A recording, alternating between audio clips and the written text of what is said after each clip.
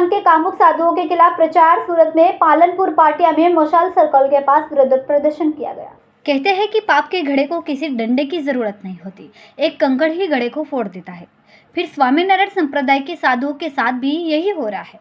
हरिभक्त दुष्ट साधुओं को आश्रय देते थे, लेकिन अब उनका रोष चरम सीमा पर पहुंच गया है और लोगों को ऐसे कामी साधुओं के जाल में फंसने से रोकने के लिए एक अभियान शुरू किया गया।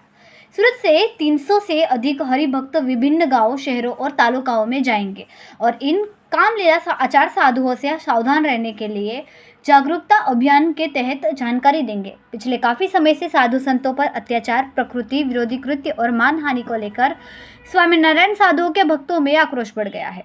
वड़ताल स्वामीनारायण संप्रदाय के प्रभाव में साधु संतों द्वारा गुरुकुल में पढ़ाने वाले छात्रों के खिलाफ प्रकृति के खिलाफ कृत्य किया गया है।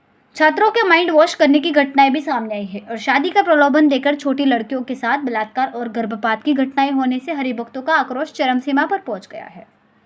संवाददाता कैलाश कुमावत, BHP न्यूज़, सूरत।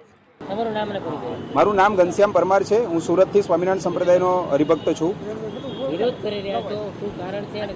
વિરોધનું કારણ સ્પષ્ટ છે કે છેલ્લા 1 મહિનાથી સ્વામિનારાયણ સંપ્રદાયના કહેવાતા કલંકિત લંપટ સાધુઓને હટાવવા માટે સત્સંગી હરિભક્તોએ જે આવેદનપત્રો આપી અને મૂળ મંદિરના જે વહીવટકર્તાઓની સામે માંગણી મૂકી છે એ માંગણી સંતોષાણી નથી, કોઈ પગલાઓ ભરાણા નથી અને ઉલટાના હરિભક્તોને એની લડાઈ, એમના અવાજને દબાવવા માટે ખોટી FIRઓ કરી અને હરિભક્તોને દબાવવાનો પ્રયત્ન કરી રહ્યા છે। એટલે હવે સમાજને જાગૃત કરી, સનાતન ધર્મ, હિન્દુ ધર્મના લોકો એને સૌને જાગૃત કરી અને આ સંતોને સંપ્રદાયમાંથી દૂર કરવા માટેની લડાઈ એ આ વિરોધનું મુખ્ય કારણ છે।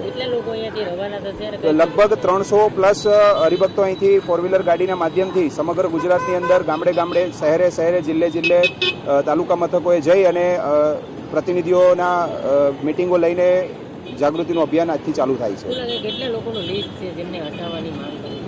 લગભગ 50 કરતાં વધારે એવા લંપટ સાધુઓ છે, જેમાંના ઘણા બધા મહત્વના હોદ્દાઓ પર પણ છે। આ તમામને હટાવવા એ અત્યારની સમયની માંગ છે।